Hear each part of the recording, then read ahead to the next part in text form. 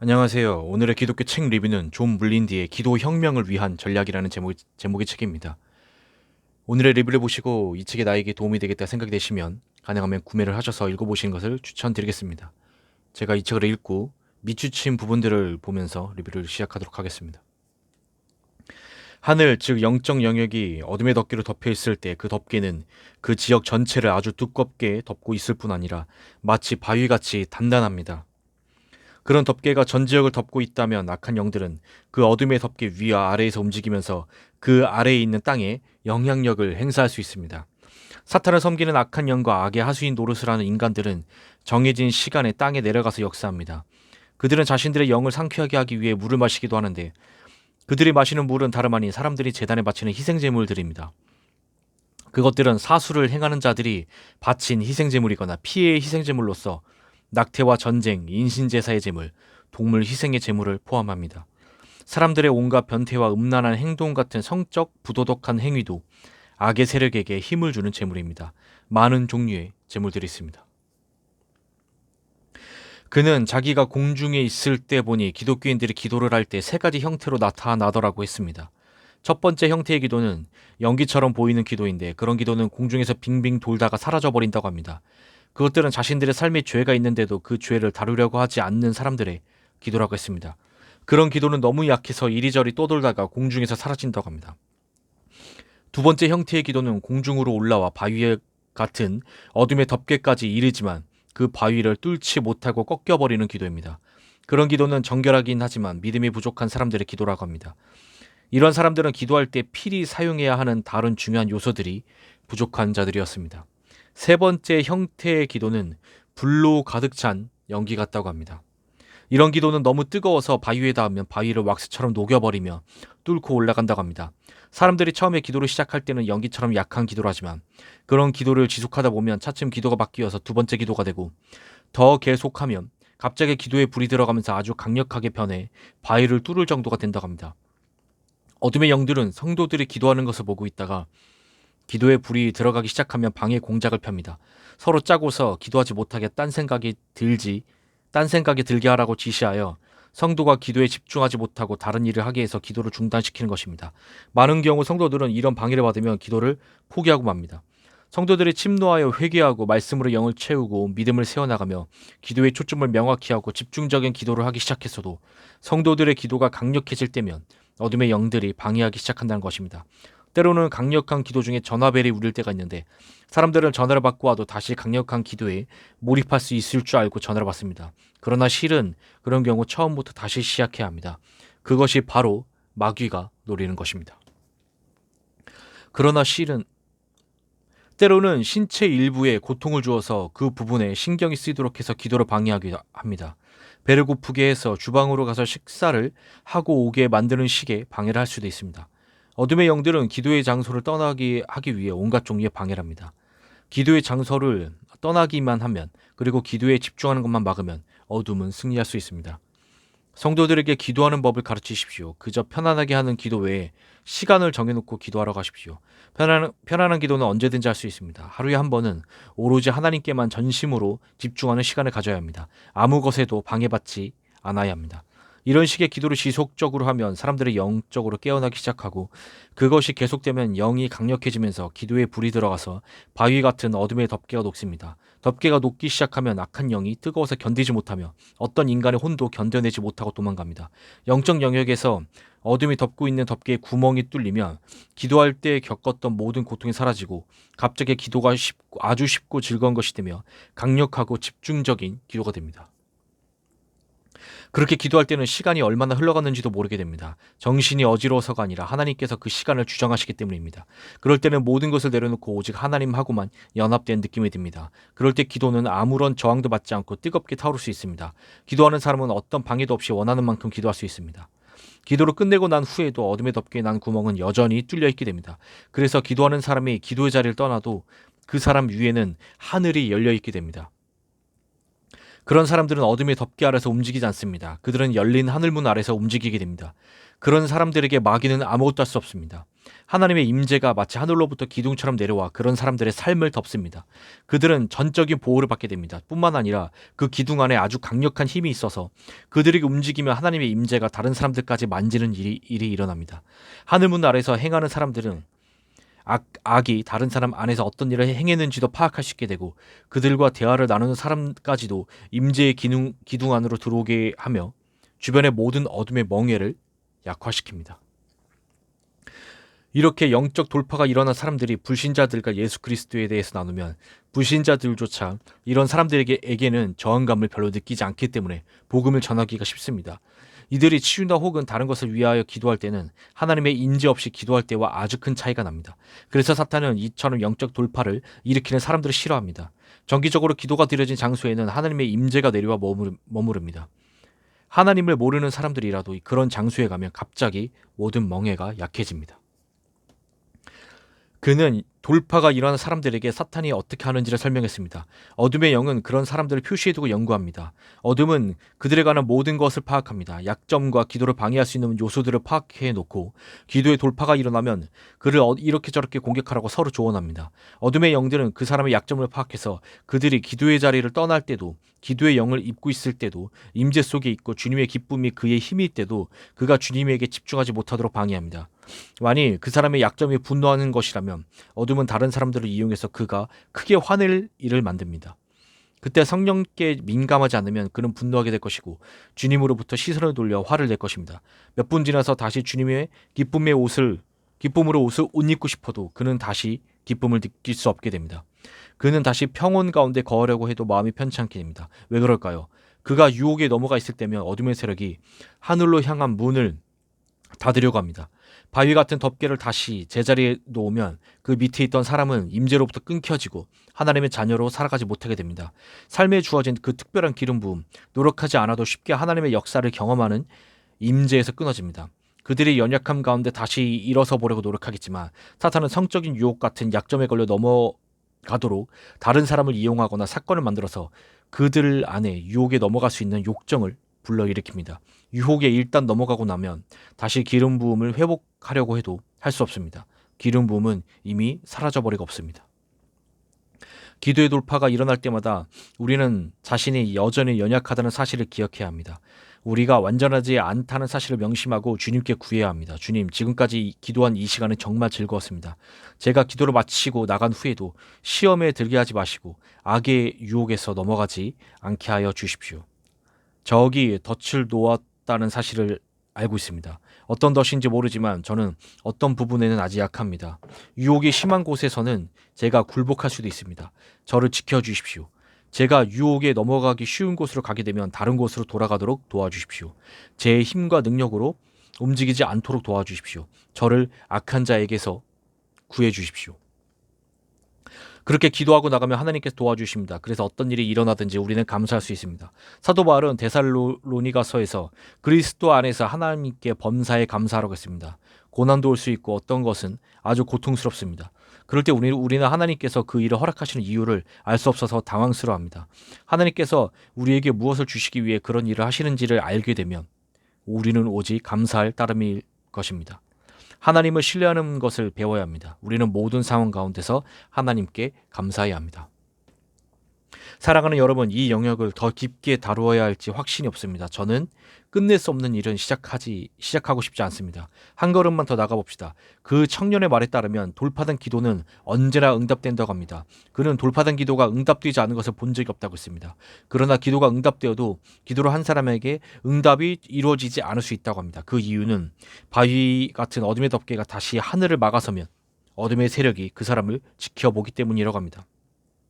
그 청년은 기독교인들에게는 돕는 천사가 있다고 했습니다. 성경은 천사가 돕는 영이라고 합니다. 사람들이 기도하면 천사가 기도 응답을 가져다 준다고 합니다. 응답을 가져오는 천사에 대해서는 다니엘서에 나옵니다. 그날 그 청년은 정말 받아들이기 힘든 말을 했습니다. 기도하는 사람이 영적 전신갑주를 제대로 알고 올바르게 입고 있다면 영적 전신갑주를 완벽하게 갖춰 입은 천사가 응답을 가져온다는 것입니다. 기도하는 사람이 영적 갑옷에 관심이 없으면 그에게 오는 천사도 영적 갑옷을 입지 않고 온다고 합니다. 기독교인들 중에 자신의 마음속에 어떤 생각이 들어오는지 관심이 없고 마음을 지키기 위한 전쟁을 하지 않는 사람들에게는 천사가 투구를 쓰지 않고 온다고 합니다. 이 땅에서 당신이 영적 무기 중 어느 하나라도 소홀히 여기면 당신을 돕는 천사도 그런 상태라는 것입니다. 다시 말해 영적 무기는 우리의 몸을 지키는 것이 아니라 우리의 영적 전리품을 지키는 것입니다. 악의 세력은 천사가 올 때 무장하지 않은 부분을 지켜보고 그것을 공격한다고 합니다. 투구가 없으면 천사의 머리를 치고 의의 흉배가 없으면 가슴을 공격합니다. 신발이 없으면 악의 세력은 불을 만들어 천사가 불 속을 걸어다니게 만듭니다. 저는 지금 그가 한 말을 그대로 전하고 있습니다. 사실 우리도 놀라서 그에게 물었습니다. 천사가 불을 느낄 수도 있나요? 그는 이렇게 말했습니다. 우리가 영적 영역에 대해 말하고 있다는 사실을 명심하십시오. 영적인 존재가 다른 영적 존재와 싸우는 것에 관한 것입니다. 둘 사이에 팽팽한 전쟁이 벌어집니다. 어둠이 하나님의 천사를 이기면 천사가 갖고 있던 응답을 빼앗아서 사수를 하는 무리에게 줍니다. 그래서 사람들이 점술가나 무당을 통해 이런 것을 받았다고 말하는 것입니다. 야고보서에 의하면 모든 좋은 것이 하나님께로부터 온다고 합니다. 그렇다면 사탄은 어디서 그런 것을 얻어서 사람들에게 주는 것일까요? 불임인 여자들 중에는 간혹 무당이나 악마 숭배자들에게 가서 주술 행위를 한 뒤에 임신을 하는 경우가 있습니다. 이때 악인은 어디서 오는 것일까요? 사탄에게 창조력이 있습니까? 아닙니다. 그들은 끝까지 기도하지 않는 사람들에게서 훔치는 것입니다. 그래서 성경은 쉼없이 기도하라고 합니다. 그리고 주님이 말씀하셨습니다. 인자가 올 때 누가 믿음을 갖고 있겠느냐? 그때도 당신은 주님을 기다리고 있겠습니까? 아니면 당신이 기도하며 기다렸던 응답을 사탄이 뺏어가게 내버려 두시겠습니까? 그 청년은 어둠의 세력이 기도를 빼앗아 갈 뿐 아니라 천사를 붙잡아 두기까지 한다고 했습니다. 어둠의 세력은 천사와 싸우다가 때로는 천사를 묶는 데 성공하기도 한다고 합니다. 그렇게 되면 이 땅에서 그 천사의 보호를 받아야 하는 사람은 무방비 상태로 적에게 노출되어 영적 사역을 할 수 없게 된다고 합니다. 어둠은 천사를 오랫동안 잡아두지 못한다고 합니다. 다른 기독교인들이 기도를 하면 도움이 와서 천사가 풀려나기 때문입니다. 그러나 만일 책임을 갖고 있는 기독교인이 끝까지 기도하지 않으면 그는 포로로 잡혀 있다고 합니다. 그러면 사탄이 수하의 어둠의 영을 빛의 천사를 가장시켜 그에게 보낸다고 합니다. 그러면 미혹이 들어오고 거짓 비전, 거짓 예언, 거짓 리더십을 갖게 되는 것입니다. 거짓 리더십이란 영적으로 잘못 인도받아 온갖 잘못된 결정을 내리는 것입니다. 많은 경우 그런 사람은 온갖 종류의 공격을 받고 묶임을 갖게 됩니다. 오늘날 아무리 많은 국가가 이스라엘을 공격해도 그 땅을 취할 수가 없는 이유는 아브라함이 그 땅 전역을 다니며 기도의 제단을 쌓아 그 땅을 살아계신 하나님의 나라에 바쳤기 때문입니다. 네가 영적 영역에서 승리를 거두었을 때 비로소 네가 육적인 영역에서 하는 모든 일이 성공을 거둘 수 있을 것이다. 어디를 가든 그곳에 제단을 쌓고 여호와 하나님 내 이름을 불러라. 아브라함은 어디를 가든 하나님의 이름을 부르며 제단을 쌓았습니다. 그것은 다른 악한 신들과의 영적 싸움이었습니다. 그리고 나서 그는 다른 곳으로 이동했고 그곳에 있는 우상들을 대적했습니다. 제단을 쌓는 것은 이 땅에서 하나님께서 합법적으로 일하실 수 있게 환경을 조성하는 것입니다. 다시 말해 누구에게 제단을 쌓든지 인간의 제단에서 계약을 맺은 신에게 그 땅을 지배할 권리를 이양해 주는 것입니다.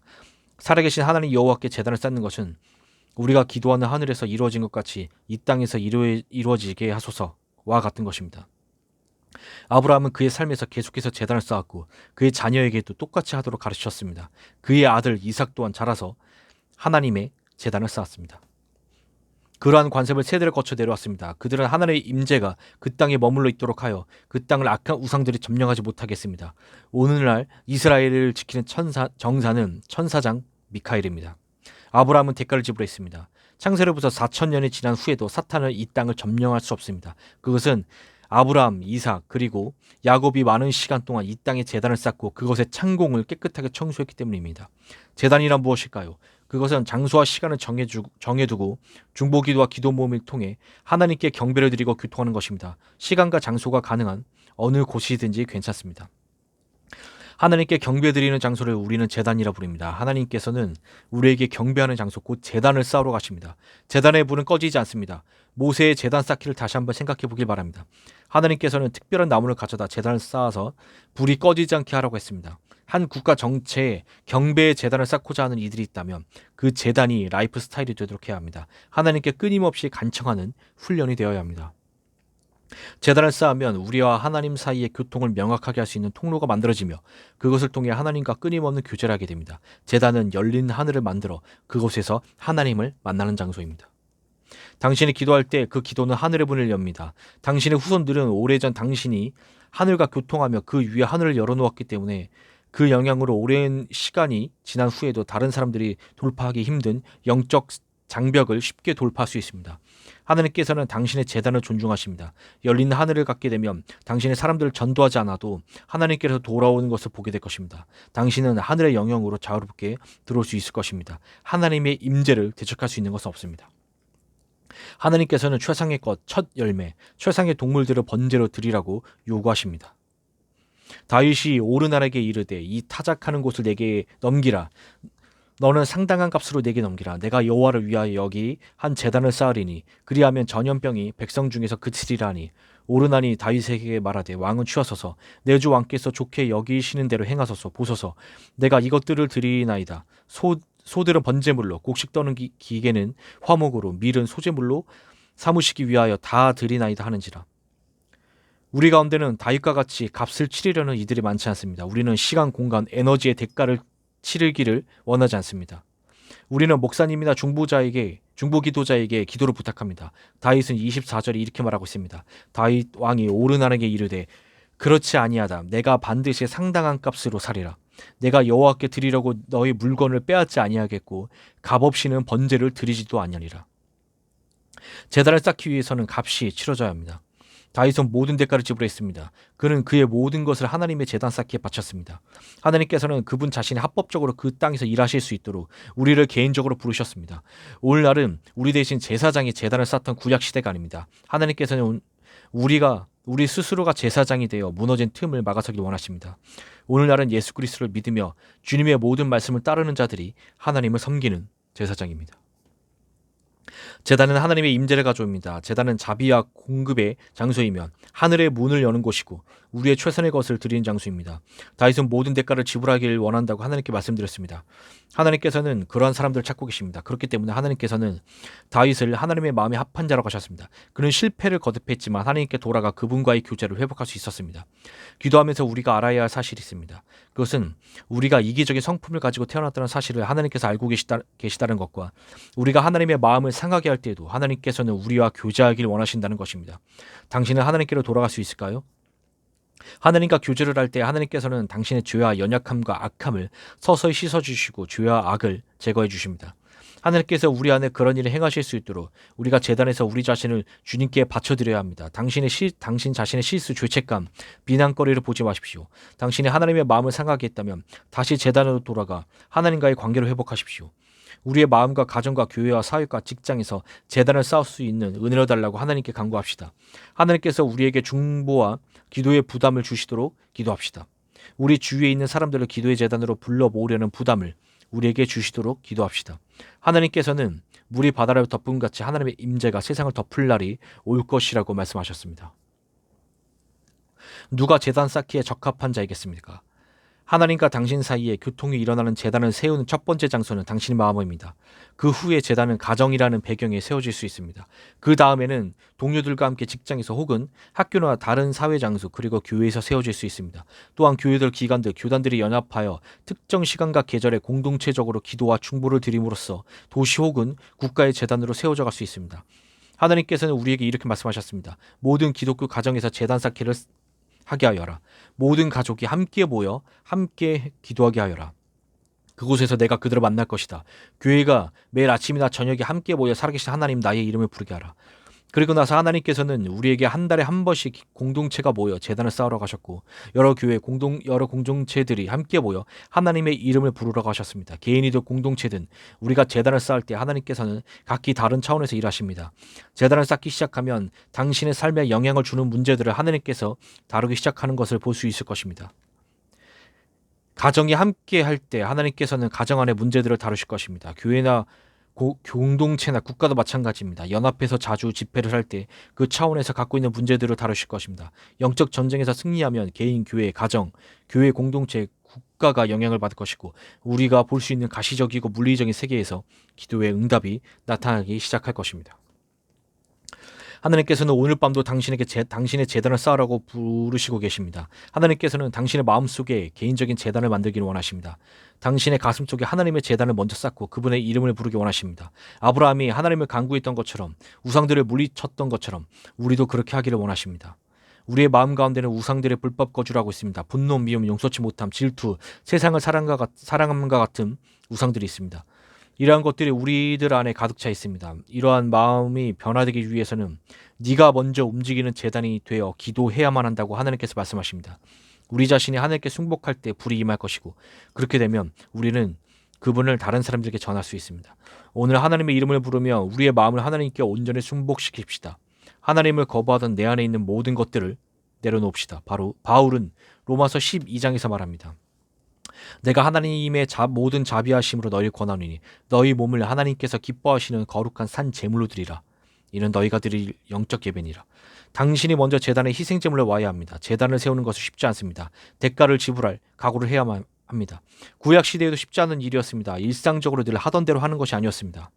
제단을 쌓기 위해서 그 땅에서 생산되는 최상의 염소나 양들을 제물로 드려야만 했습니다. 이 말의 의미는 1년 내내 제단을 쌓는다면 아주 비싼 365마리의 양과 염소가 희생되어야 한다는 것입니다. 오늘날에는 그 대가 지불이 그보다 덜해도 될 것이라고 생각하지 마십시오. 다윗이 어떤 대가를 치렀는지 우리는 보았습니다. 예수님은 사마리아 여인에게 말씀하셨습니다.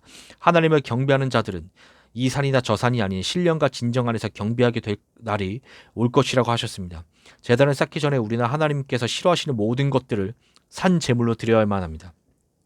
우리가 움켜쥐고 있는 모든 것들을 내려놓고 제일 먼저 당신의 마음에 하나님의 제단을 쌓아야만 합니다. 그 마음 가운데 하나님께서 제물을 받으시기 때문입니다. 지금은 염소와 양을 드릴 때가 아닙니다. 당신의 옛 자아를 주님께 드려야 합니다. 오늘날 많은 사람들이 많은 것을 드립니다. 많은 돈을 드리고 교회를 건축하지만 최상의 것은 당신 자신을 주님께 드리는 것입니다. 그런 이유 때문에 이러한 복음을 싫어하는 사람들이 많습니다. 그들은 모든 것을 드릴 수 있어도 자기 자신을 드리기를 거부합니다. 그들은 사역 때문에 힘겨운 시간을 이겨내기도 합니다. 그러나 하나님께서 그들에게 옛 자아를 내려놓으라고 하면 그들은 훨씬 더 힘들어합니다. 하지만 무엇보다 첫 번째로 당신이 쌓아야 할 제사는 당신 자신 안의 제단입니다. 너희가 자기를 위하여 공의를 심고 인애를 거두라. 너희 묵은 땅을 기영하라. 지금이 곧 여호와를 찾을 때이니 마침내 여호와께서 오사 공의를 비처럼 너희에게 내리시리라. 하나님께서는 이러한 때에 우리 자신을 위하여 공의를 심고 묵은 땅을 경작하라고 우리를 부르십니다. 열방 가운데 하나님의 방문이 있을 것이기 때문입니다. 하나님께서 열방을 그들의 목적 가운데로 이끌고 계십니다. 하나님께서 나는 이 땅을 방문할 것이다 라고 말씀하고 계십니다. 하나님께서는 경작된 마음을 필요로 하십니다. 농부는 비가 올 때를 알고 땅을 기경할 것입니다. 그들은 비가 올 때를 위해 땅을 준비하고 비가 땅을 적시면 씨앗을 심을 수 있도록 준비합니다. 사람들이 하나님을 찾는 시간을 갖고 자신들의 삶을 하나님께 순복시키고 마음까지도 하나님께 순복해 드린다면, 그래서 마음을 부드럽게 하여 성령의 비를 맞을 준비를 한다면 반드시 부흥이 올 것입니다. 기름 부음의 시간은 올 것이지만 여전히 경작되지 않아서 완고하고 돌 같은 마음을 갖고 있다면 그때는 그런 마음을 가진 자들에게 심판이 임할 것입니다. 주변의 땅을 보십시오. 자연적인 현상을 보더라도 경작되지 않은 땅 위에 비가 내리면 그 땅은 더 단단해집니다. 이 말은 당신이 지금 하나님을 찾지 않는다면 기름 부음이 임할 때 당신은 더욱 완고해질 것이란 뜻입니다. 하나님께로부터 더 멀어지고 그리하여 심판을 받게 될 것이라는 말입니다. 옛 가죽 부대에 새 포도주를 붓지 않습니다. 하나님을 위해 당신의 마음을 경작하십시오. 하나님께서는 우리를 사용하신다고 약속하셨습니다. 이제는 우리가 각자의 삶을 점검해봐야만 합니다. 제일 먼저 마음의 제단을 쌓아서 당신이 이동할 때마다 불기둥이 당신의 삶 가운데 있게 한다면 그 땅에 영향력을 줄 수 있습니다. 하나님께 순복한 삶에는 임재기둥이 임합니다. 하나님께 말씀드리십시오. 하나님, 제가 여기 있습니다. 오늘 밤 제 삶을 제단 위에 올려놓습니다. 제 삶을 태워주십시오. 제단 위의 불은 희생제물을 전소시킬 수 있습니다. 하나님께서는 우리의 옛 자아를 모두 태워버리셔서 우리는 보이지 않고 그리스도만 보이기 원합니다. 주님의 이름을 지금 부르십시오. 하나님께서는 우리 안에 그리스도의 생명이 드러날 수 있도록 우리 자신의 예전 모습이 사라지길 원하십니다. 하나님을 지금 부르십시오. 여러분 자신이 기도제단을 쌓지 않는다면 다른 사람들에게 기도에 대해 설명해 줄 수가 없습니다. 자신이 여행해 본 적도 없는 곳으로 다른 사람을 데려갈 수는 없는 것입니다. 우리는 우리 마음을 첫 번째 기도제단으로 삼고 가꾸어야 합니다. 하나님께서는 우리가 기도할 때 이 땅에서 효과적으로 살 수 있도록 도우십니다. 그렇게 되면 우리는 다른 사람을 그런 자리로 이끌어갈 수 있습니다. 그럴 때 우리는 그저 지적인 지식뿐만 아니라 우리가 호흡하는 생명까지 줄 수 있습니다. 우리가 하나님께서 그 민족 안에 이루시려는 목적을 성취할 수 있는 사람들이 되려면 하나님께서 우리 마음의 묵은 땅을 말씀으로 갈아 엎어주시고 기름 부음으로 채우셔야 합니다. 어떻게 해야 하나님의 임재가 당신의 삶에 견고하게 임하여 날마다 열린 하늘을 경험하면서 살아가게 될까요? 하나님과의 끊임없는 교제와 교통을 유지하는 것이 그 비결입니다. 당신의 마음이 가꿔져서 제단이 되면 당신의 마음은 하나님께서 그 안에서 합법적으로 다스리시는 영토가 됩니다. 국가 안에 부흥이 일어나기 전에 먼저 당신의 마음 안에서 곧 당신의 마음에서부터 부흥이 시작되어야 합니다. 자신의 마음을 하나님께 순복해 드릴 때 그런 사람들은 움직이는 기도재단이 됩니다.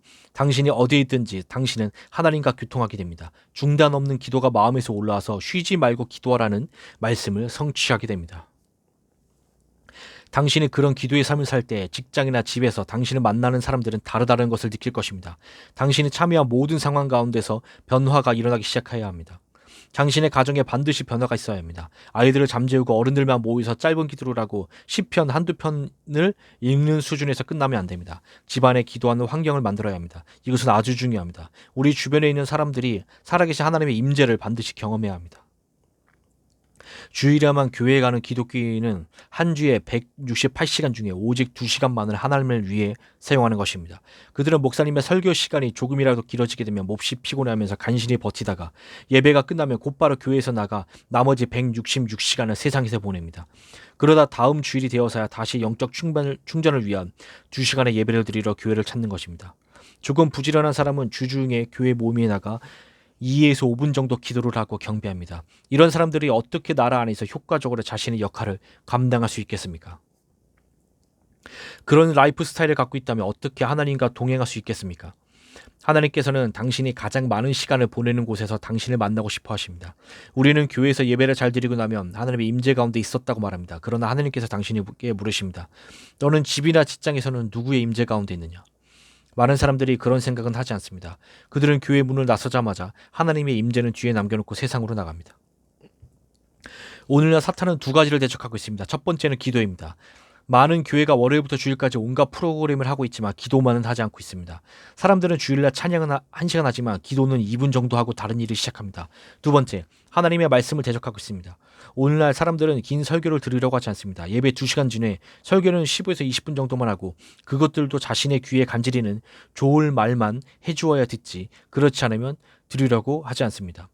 많은 사람들이 기도만 하며 살아야 하나요? 라고 불평만 합니다.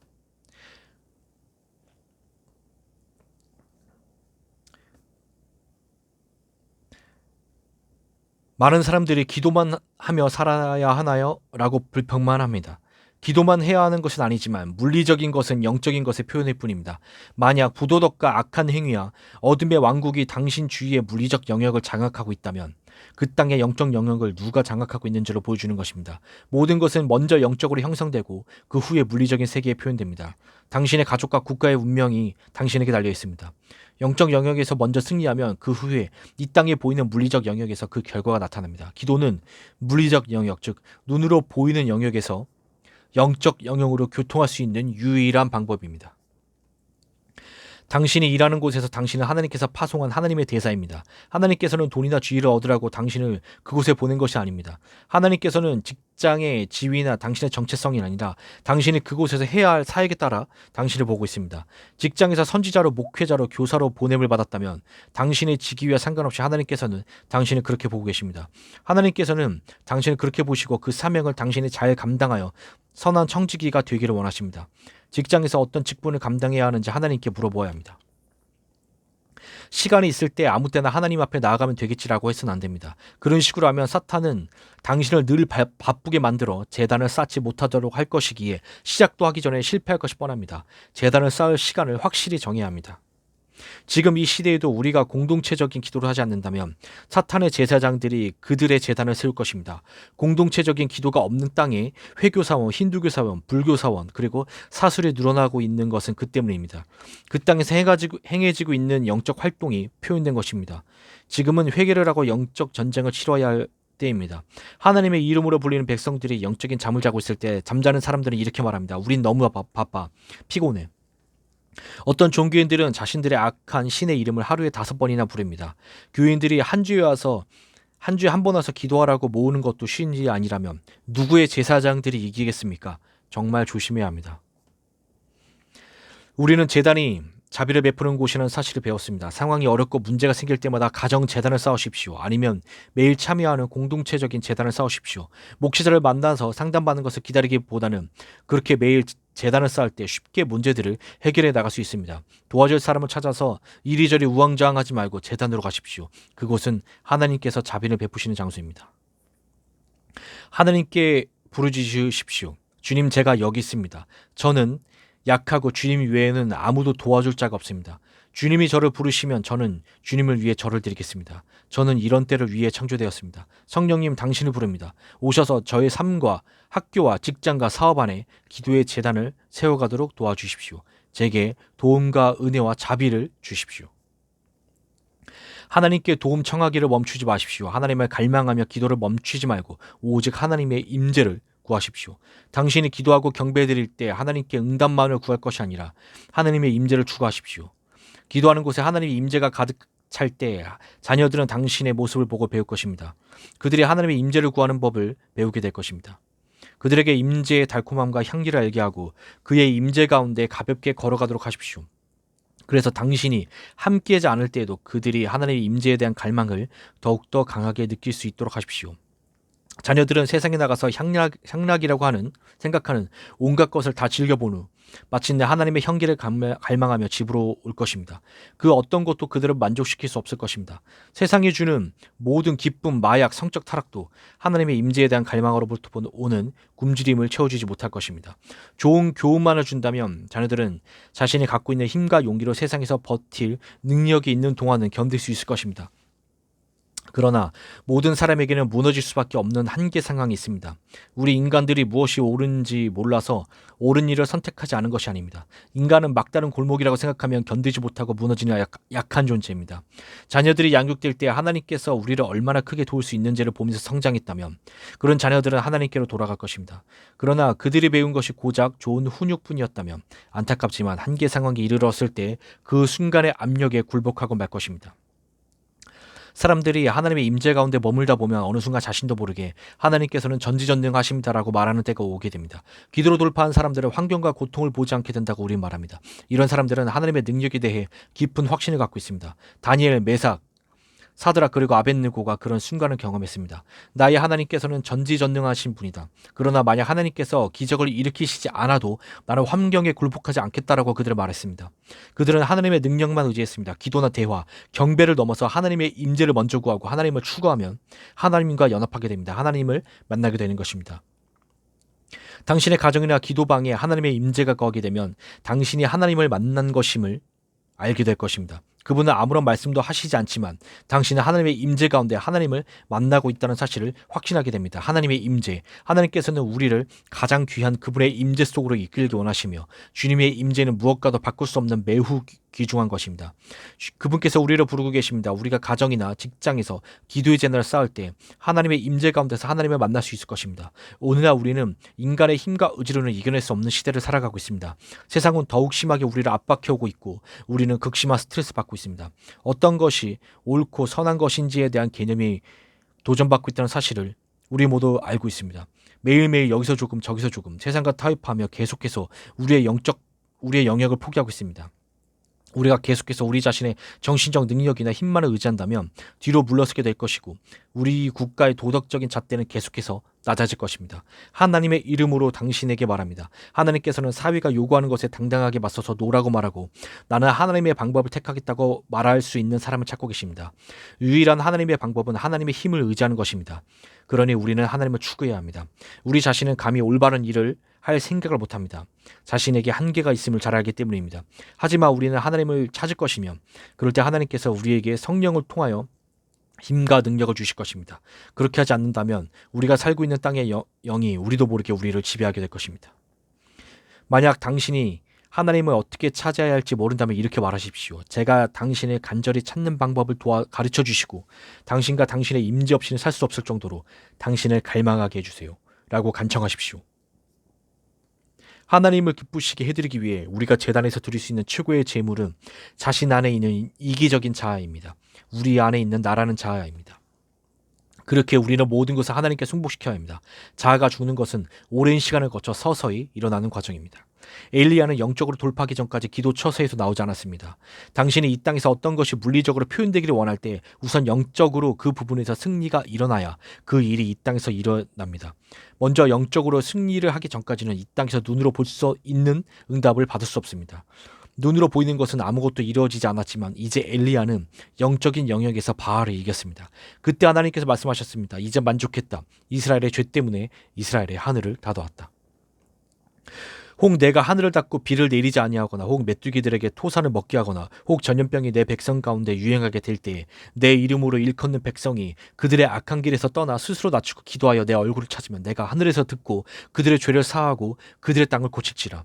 이제 이곳에서 하는 기도에 내가 눈을 들고 귀를 기울이리니. 지도자들은 구원받지 않는 자라도 영적 영역에서 일종의 힘을 갖고 있습니다. 그들은 지위에서 오는 권세, 왕의 권세를 갖고 있습니다. 악마는 이세벨을 통해 아합에게 들어갔습니다. 그는 하나님의 편에 서는 대신 바알을 위해 서서 사탄이 이스라엘 안에서 행할 수 있도록 권세를 주었습니다. 엘리야가 모든 백성을 향하여 이르되 내게로 가까이 오라. 백성이 다 그에게 가까이 가매 그가 무너진 여호와의 제단을 수축하되.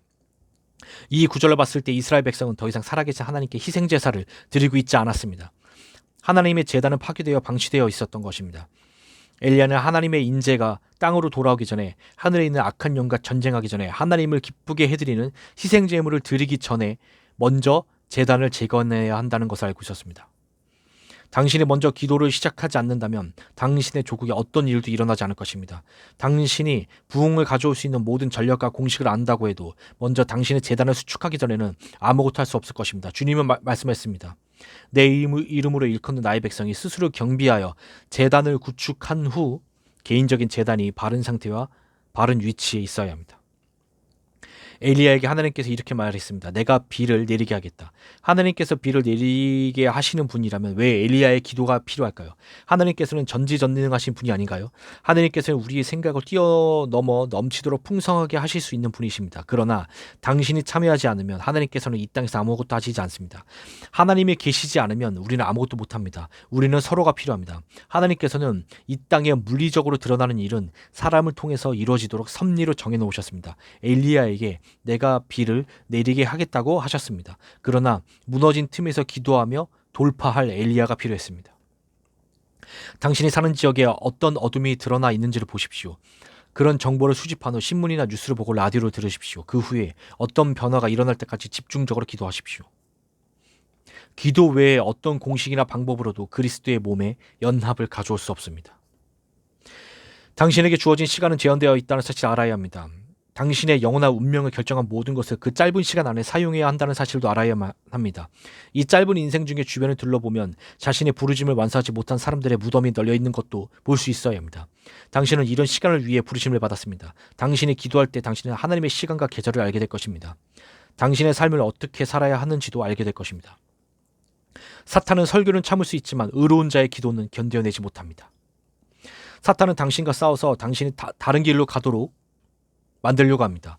여러분 중 어떤 사람은 위기를 겪고 있습니다. 가족 중에 질병이 생길 수 있고 재단을 쌓으려고 하자 사업이 흔들릴 수도 있겠지만 그래도 포기하지 마십시오. 그런 모든 사실은 하나님 나라에서 당신이 무너진 곳에서 효과적으로 싸우고 있으며 사탄이 지고 있다는 사실을 드러내는 것입니다. 그런 것은 당신이 적의 나라에서 중요한 무엇인가를 건드리고 있다는 사실을 보여줍니다. 기독교인에게 가장 위험한 곳은 편안한 곳입니다. 적이 와서 대적한다면 당신은 안전한 곳에 있는 것입니다. 두려워하지 마십시오. 우리가 잠잠히 있고 기도하지 않으면 하나님께서는 다른 사람을 일으켜 그분의 나라를 위해 기도하게 할 것이지만 당신은 망할 것입니다. 그러나 하나님께서 말씀하십니다. 네가 지금 이때를 위해서 그런 자리에 있게 된 것인지 누가 아느냐. 당신과 함께 성장한 많은 사람이 죽었습니다. 그러나 하나님께서는 이런 때를 위해 당신을 살게 하셨습니다. 많은 사람들이 우리 주 예수 그리스도를 주와 구원자로 아는 은혜를 받지 못했습니다. 그러나 누가 합니까? 당신이 이런 때에 기독교인이 된 것은 이것을 위함인지. 그러니 부르심을 거부하지 마십시오. 아멘. 땅은 사람들이 거주하도록 만들어졌습니다. 영적인 존재들은 인간의 초대 없이 이 땅에 거주하지 못하도록 되어 있습니다. 악한 영들은 이 땅에 사람들과의 계약 없이 이 땅을 지배할 수 없습니다. 어떤 장소에서든 기도할 때 처음 해야 할 일은 회개하는 것입니다. 왜냐하면 처음 그 땅에 와서 악한 영의 요구를 들어준 사람들이 있기 때문입니다. 따라서 먼저 그 땅을 정결케 하기 위해 장소를 영적으로 깨끗하게 해야 합니다. 회개는 악한 영이 그 땅에서 합법적으로 일해온 근거가 되어왔던 것들을 제거시켜 버립니다. 우리가 그렇게 영적 전쟁 중에 마귀를 내쫓으면 마귀와 인간 사이에 맺었던 언약이 파기된 까닭에 마귀는 다시 돌아오지 못합니다. 우간다에서는 새로운 집을 지을 때 건물의 토대를 만든 후에 닭이나 양, 염소 등을 죽여 제사를 지냅니다.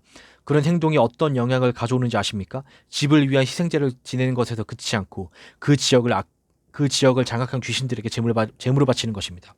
공장을 만들면 인간을 제물로 바칩니다.